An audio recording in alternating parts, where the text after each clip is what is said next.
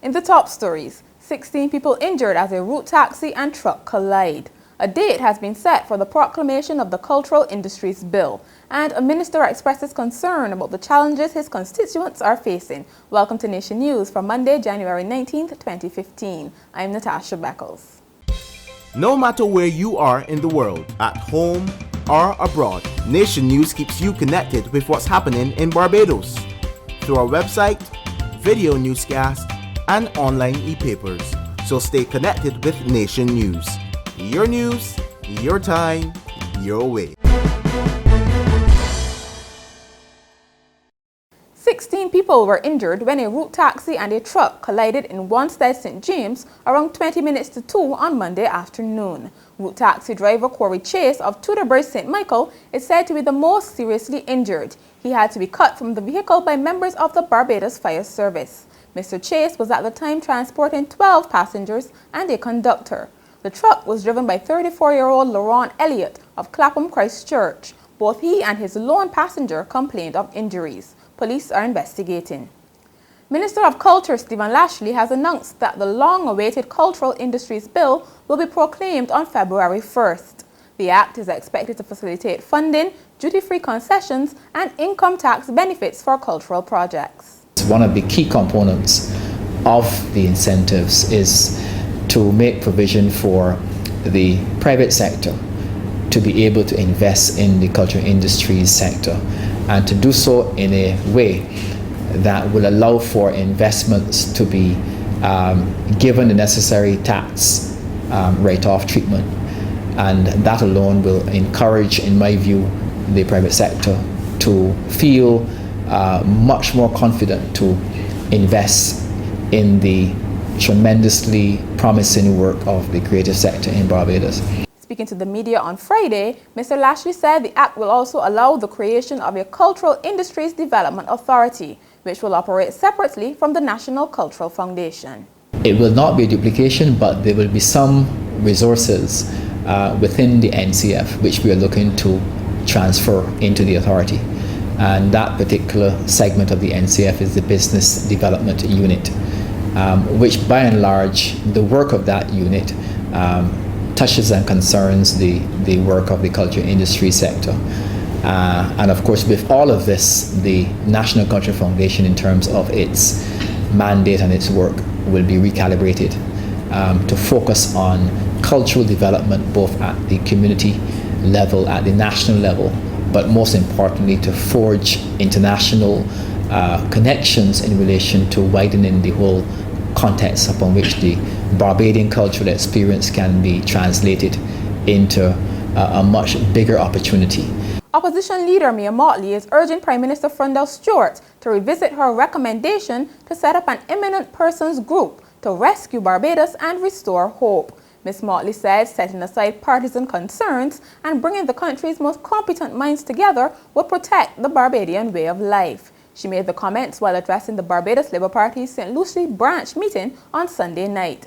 Ms. Motley first made the recommendation back in 2013, but Prime Minister Stewart rejected it, saying his cabinet was eminent enough.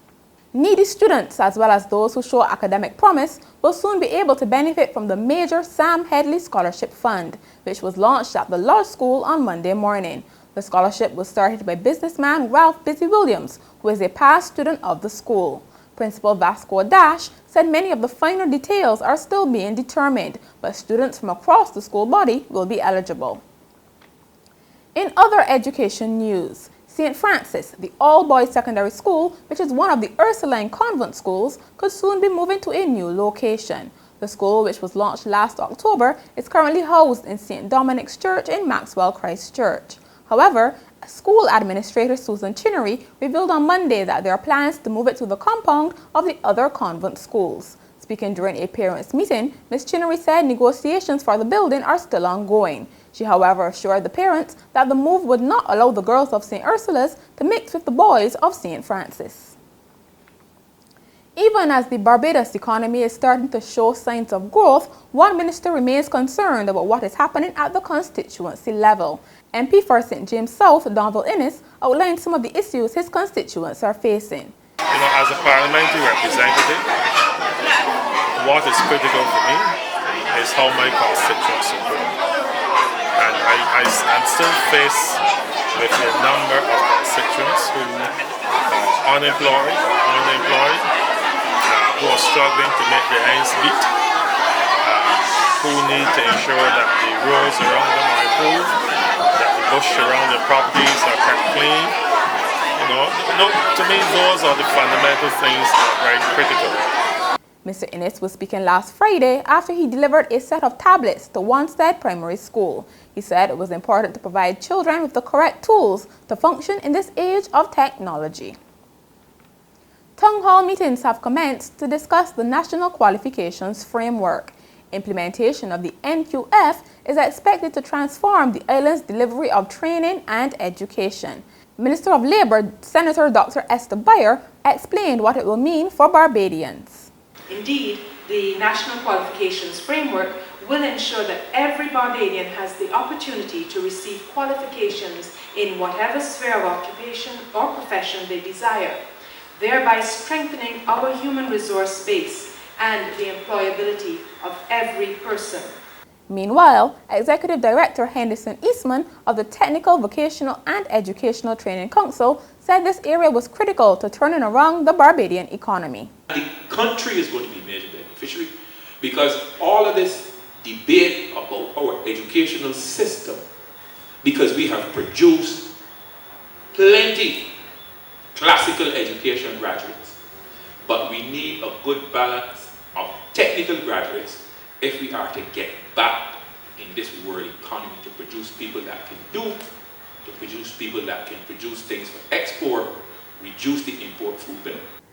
The next meeting will be on Friday at the Lestervaughan School in Cane Garden. In sport, West Indies endured a 148-run drubbing at the hands of South Africa in the second one-day international on Sunday. Batting first, the hosts reached a record-breaking 439 for 2 of their 50 overs, with 3 batsmen scoring centuries.